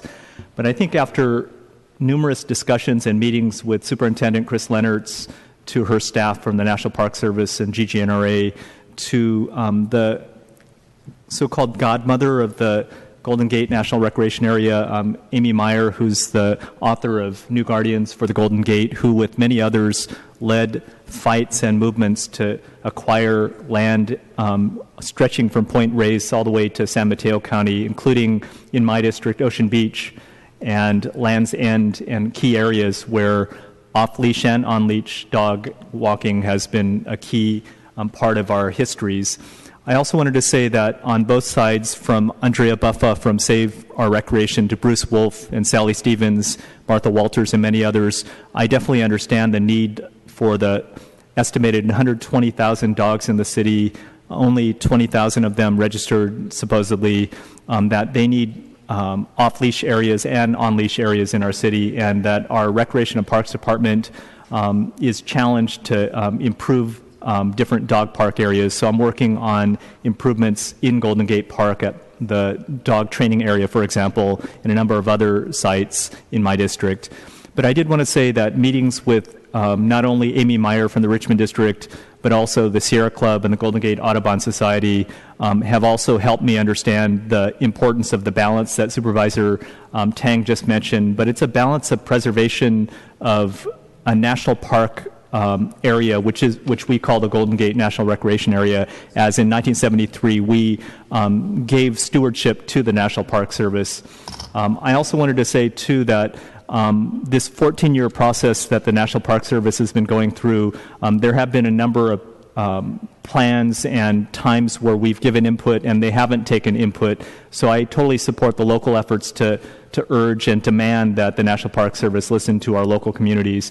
But I think what's critical for me is the sensitive habitat and the endangered species. I forgot to mention wild equity and the Center for Biological Diversity being involved in convincing me that there has to be balance. And I think with an amazing national park, the Golden Gate National Recreation Area, that there has to be this balance, and that we have to not just look at, as some said, the happiness of dogs and dog owners and the need for exercise, but I think we have to preserve this sacred space, as John Muir called it, as we developed our national park system. I also wanted to say the balance of habitat preservation, endangered species and other species, with the allowing of people to have off-leash and on-leash dogs is that balance. I think the rule that's been proposed by Superintendent Leonards and the National Park Service still is going through this comment period where we can give our input. And I think even for me, I want to see more expansion of the off-leash but voice and sight controlled dog areas, including on Ocean Beach, which is going to be limited from Stairwell 21 all the way to the Cliff House and Kelly's Cove area. I would like to see that expanded. I also am in communication with the National Park Service to urge strongly that the Fort Funston area have much more off-leash areas. I know that that's an ongoing issue that many from the Fort Funston area are advocating for as well. But I think this is a resolution that I don't think supports the shared balance. It's more on the pro-dog owner side. I want to see the balance with the preservation of the environment as well. One commenter who's a longtime friend of mine mentioned an issue of diversity, claiming that dog owners are the most diverse groupings of people that he's worked with, and that the National Park Service is being elitist. And I guess I don't see that in how that was mentioned by my longtime colleague. Also, semantics are calling what's happening draconian by the National Park Service. I don't see it draconian at all. I see it as balancing their important charge of preserving the environment, sensitive habitat, and endangered species, and allowing a sharing of space that we can all treasure as well.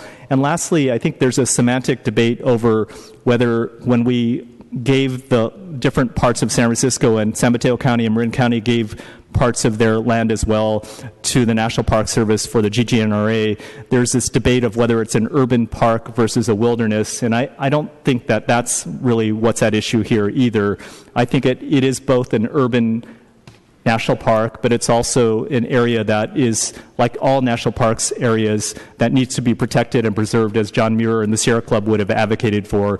So my goal is working with the National Park Service. I'm going to vote no on this measure this time after 5 years, but being educated and looking at the issues a lot more carefully.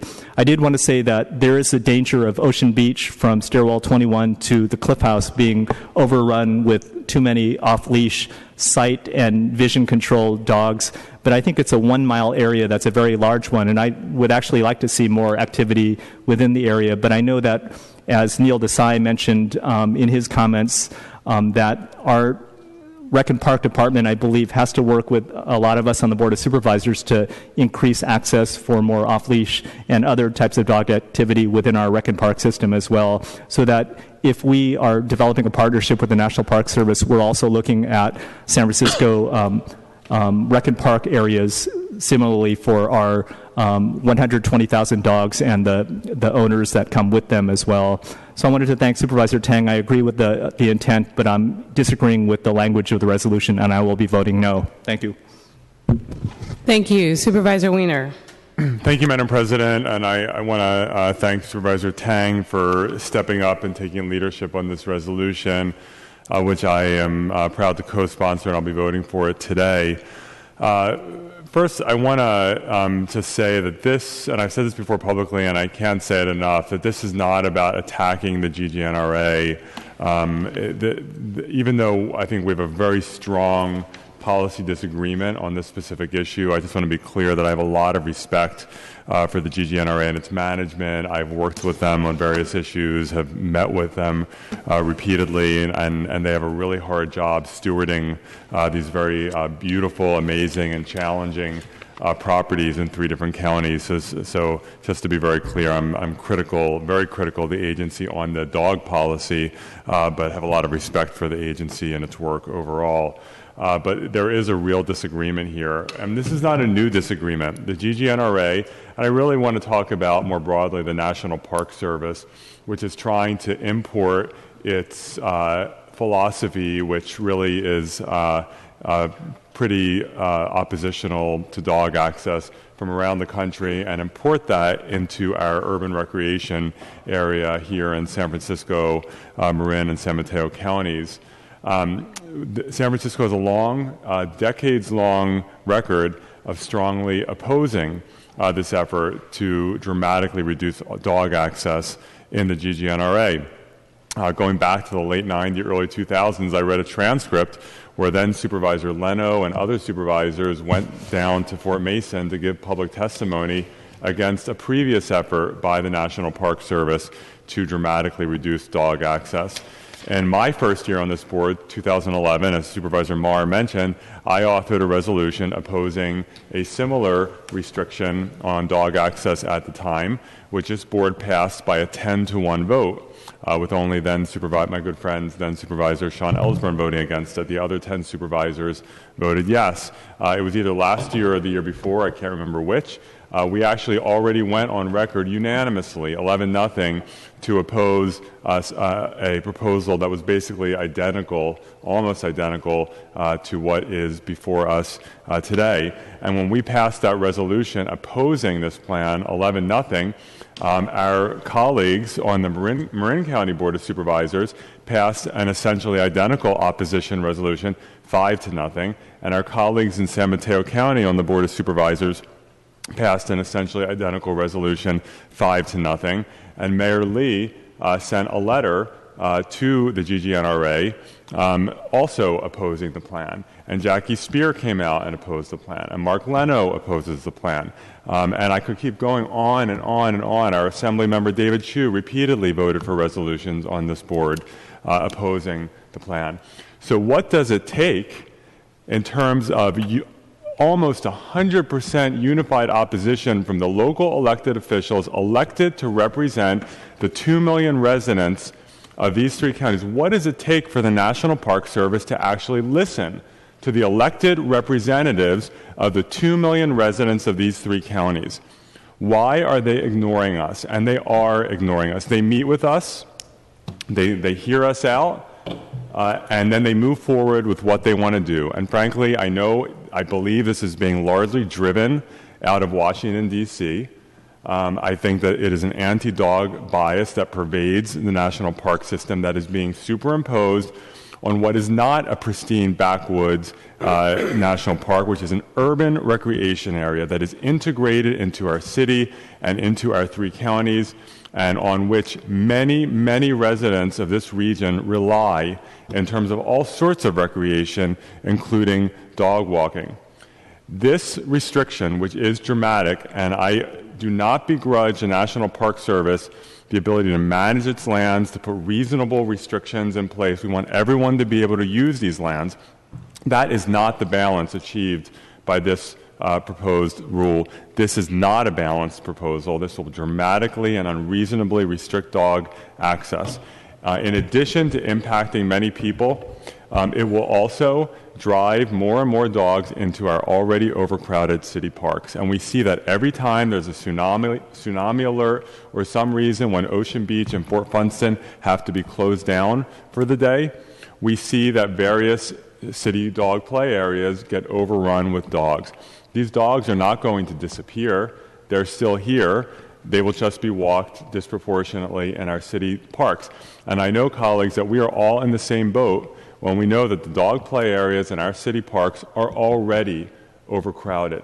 We already have conflicts and challenges in our parks. Why is the federal government going to make it even more challenging for us? And even though Reckham Park has publicly expressed concern about the impacts on city parks, the federal government has never done more than pay lip service to this concern. There's never been a real evaluation. This plan is just not appropriate for the Bay Area. It should be rejected, and we should send a strong signal that we stand opposed. Thank you, Supervisor Wiener. Madam Clerk, please call the roll. On item 19, Supervisor Avalos. Avalos, Yes. aye. Supervisor Breed. Aye. Breed, aye. Supervisor Campos. Campos, aye. Supervisor Cohen. Yeah. Cohen, aye. Supervisor Farrell. Aye. Farrell, aye. Supervisor Kim. Aye. Kim, aye. Supervisor Marr. No. Marr, no. Supervisor Peskin. Aye. Peskin, aye. Supervisor Tang. Aye. Tang, aye. Supervisor Wiener. Aye. Wiener, aye. Supervisor Yee. Aye. Yee, aye. Madam President, you have 10 ayes and 1 no, with Supervisor Marr in the dissent. The resolution is adopted. Madam Clerk, call the next item, please.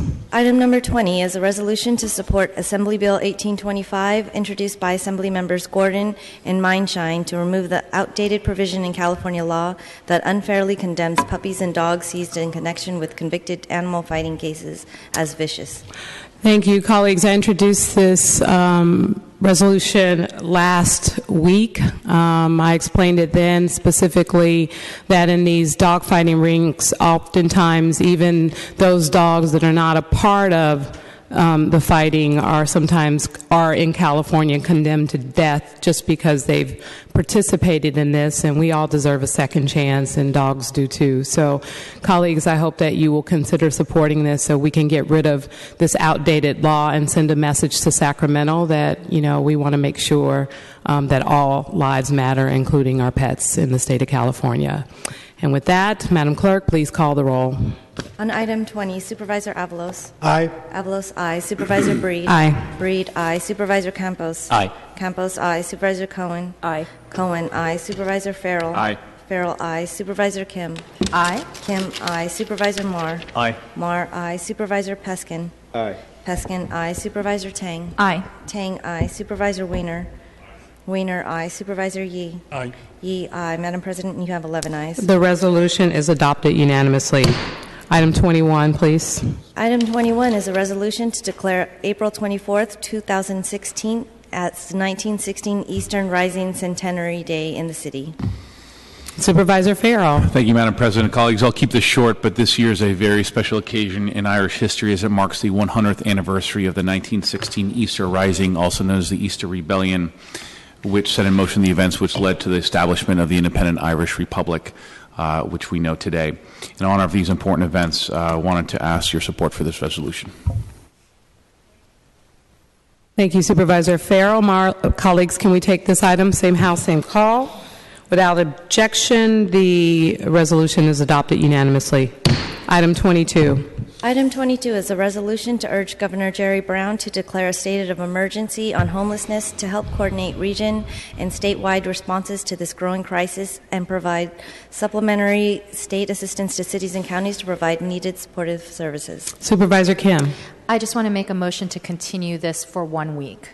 To the meeting of March 22nd? Yes.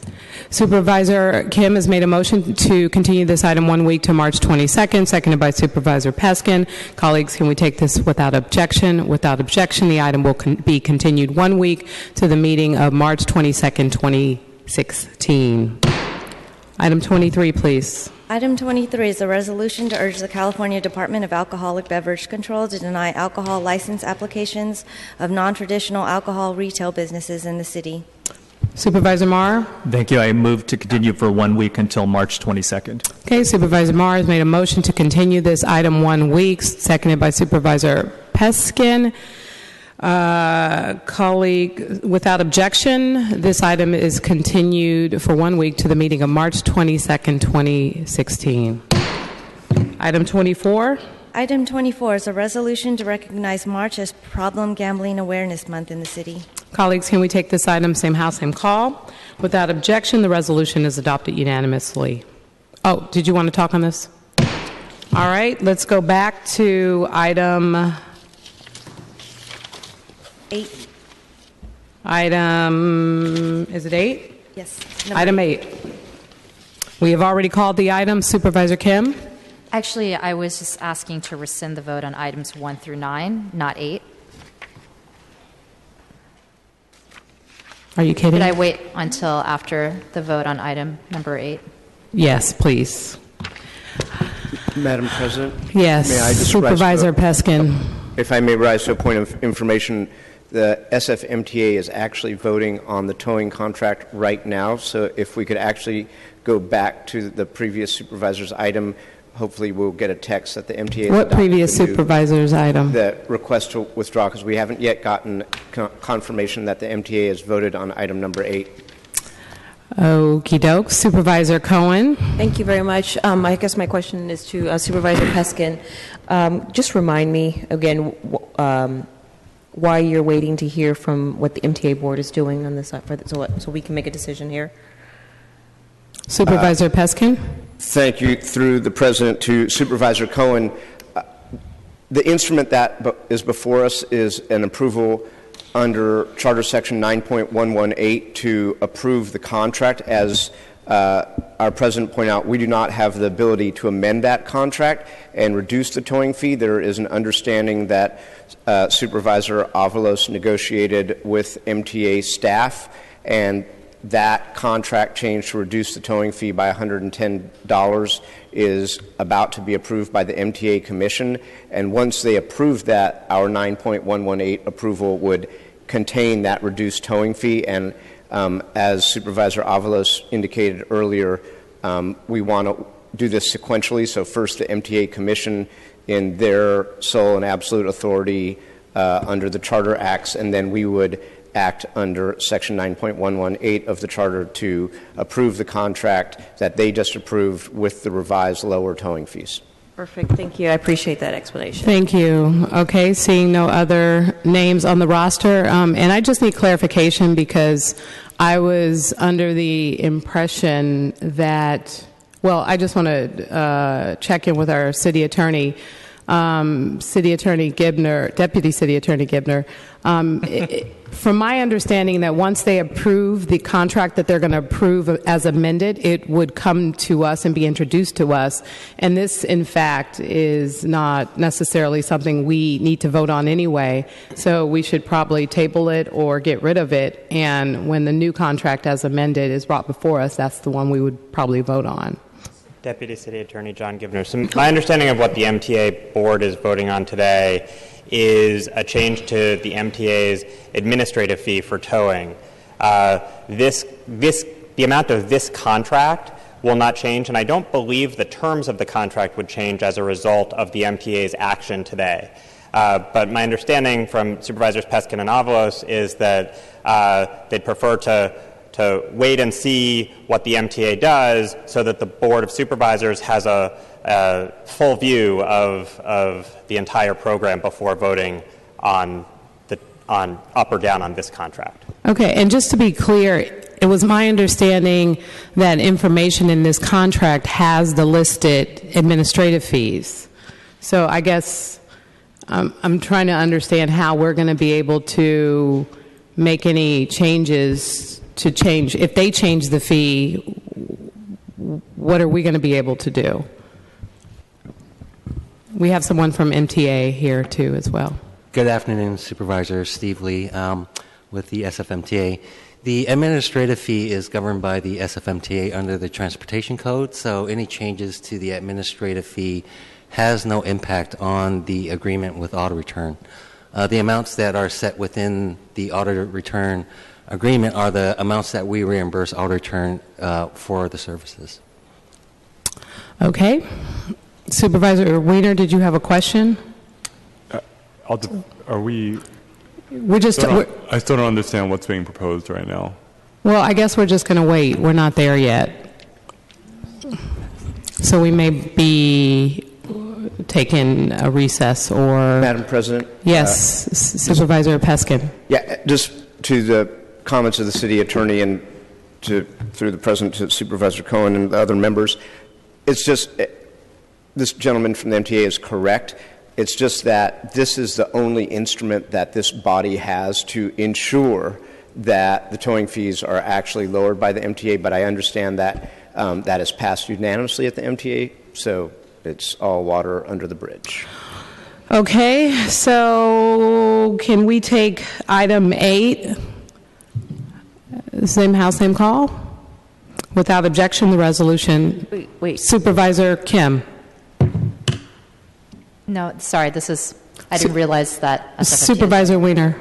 Thank you very much, Madam President. I'll be voting for the contract, and as I stated when this came up before, I'm supportive of reducing the towing fee, and of course last year was able to prevail on MTA to reduce towing fees for owners of towed stolen vehicles in terms of the storage fees and some of the other significant costs that the victims of auto theft were sometimes forced to pay. And I do think towing fees are quite high, and it's appropriate for this fee to be lowered. And so I support that, and I'm glad that the MTA board has done that at the request of this board. But as I said last time, there is a cost to doing that. My understanding is that what the MTA board has adopted at the request of my colleagues, at the request of this board, amounts to about $3.5 million a year, approximately, of revenue reduction to the MTA. We know that when the MTA gets hit with a reduction in funding, that will typically often come out of Muni Transit operations. It could also come out of Vision Zero. There are a lot of things that it could potentially come out of. It's not going to be Ed Riskin's salary that gets cut or any of the other items to which these fees were technically attributed to. It's going to most likely impact transit operations. And so if we want to reduce towing fees, which I support, we should pay for it rather than having it come out of Muni operations or some other significant transportation operation. And so today I did introduce, as I mentioned at our last meeting, a supplemental appropriation to appropriate $3.5 million from the general fund to the MTA to reimburse the MTA for that lost income, for us to basically put our money where our mouth is and pay for that reduction so that it does not come out of transit operations. Of course, if it turns out that the amount is somewhat different, we're happy to adjust that supplemental amount, but we had been informed that it was approximately a $3.5 million hit to the MTA, and so I did introduce that supplemental appropriation today. Thank you. Thank you. Colleagues, can we take this item, same house, same call?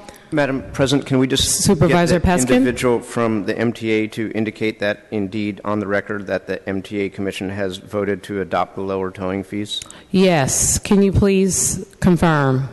Supervisors, my understanding, yes. Can you identify yourself, please? Stephen Lee with SFMTA. Thank you. It's my understanding that the MTA board voted to reduce the tow fees related to administrative fee for tows.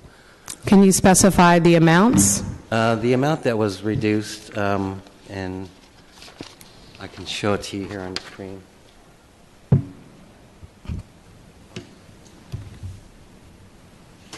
So when the contract was approved by the MTA board, the current administrative fee was $266, and well, that is what it is today. What was approved by the MTA board on January 16th, when the contract was approved, was an administrative fee of $261. That fee will now reduce to $172 for all persons who get their car towed for the first time, and an additional $86 for people who get their car towed for the first time and are of low income. In addition to that, the MTA board approved an additional $86 less than the $171. $172, correct. Yes, thank you. And on top of that, the MTA board approved a 48-hour waiver for storage fees for persons of low income who fit under this category. Okay, and then in defining low income, it includes all of the categories. For example, those who receive any kind of subsidy or Correct. live in subsidized Correct. housing or anything that helps to identify them as that. It's a broad range of what is qualified under low income. For instance, if you qualify for Muni Lifeline, that would automatically qualify you for that. If general assistance, Section 8 housing, things of that nature. So it's a broad range. We want to make it as easy as possible for folks to qualify for this low-income fee. And then also the storage fees is waived for 2 days for low income. Correct. Okay. All right. Seeing no other names on the roster for item number 8, can we have a roll call vote? On item number 8, Supervisor Avalos. Aye. Avalos, aye. Supervisor Breed. Aye. Breed, aye. Supervisor Campos. Campos, aye. Supervisor Cohen. Aye. Cohen, aye. Supervisor Farrell. Farrell, aye. Supervisor Kim. Aye. Kim, aye. Supervisor Marr. Aye. Marr, aye. Supervisor Peskin. Aye. Peskin, aye. Supervisor Tang. Aye. Tang, aye. Supervisor Weiner. Aye. Weiner, aye. Supervisor Yee. Aye. Yee, aye. There are 11 ayes. The resolution is adopted unanimously. Supervisor Kim. Thank you. I just want to make a motion to rescind the votes on items 1 through 7 and item number 9.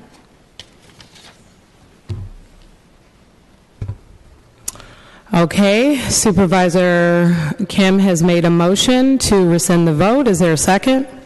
Seconded by Supervisor Peskin. Supervisor Cohen. Thank you. I don't know any other way to address this, and I don't want to make this a personal attack, but I just want to acknowledge that I think that it's unfair for us to constantly be asked to rescind votes when the meeting starts at 2 o'clock. I think that's the time that's published and it's agreed upon, and we all have a responsibility to be here on time and to rescind the votes because one member is not here. I'm just uncomfortable with that, and I would just ask that that we all can start on time. I'm not trying to be mean or mean-spirited, but I believe that I'm speaking for myself, but there have been other conversations that I've had with other people that feel the same way, that may not have the courage to speak up, but specifically to Supervisor Kim, if you could just be a little bit more mindful of the sentiment of the folks that are on the body. It's happened more than once, and just want to bring it to your attention. Thank you. Thank you.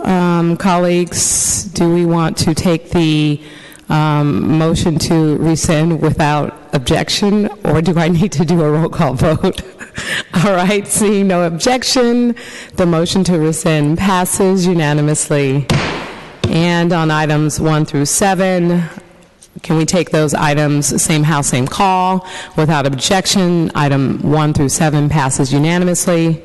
Madam Clerk, please call the roll on item number 9. On item number 9, Supervisor Avalos. Avalos, aye. Supervisor Breed. Aye. Breed, aye. Supervisor Campos. Aye. Campos, aye. Supervisor Cohen. Cohen, aye. Supervisor Farrell. Farrell, aye. Supervisor Kim. Kim, aye. Supervisor Marr. Aye. Marr, aye. Supervisor Peskin. No. Peskin, no. Supervisor Tang. Aye. Tang, aye. Supervisor Wiener. Aye. Wiener, aye. Supervisor Yee. Aye. Yee, aye. There are 10 ayes and 1 no with Supervisor Peskin in the dissent. The ordinance finally passes. Madam Clerk, please read the in memoriams. Today's meeting will be adjourned in memory of the following individual, Mr. Sun Choi Law, on behalf of Supervisor Peskin. Okay, colleagues, this brings us to the end of our agenda. Madam Clerk, is there any other business before us? No, Madam President, that concludes our business for today. We are adjourned.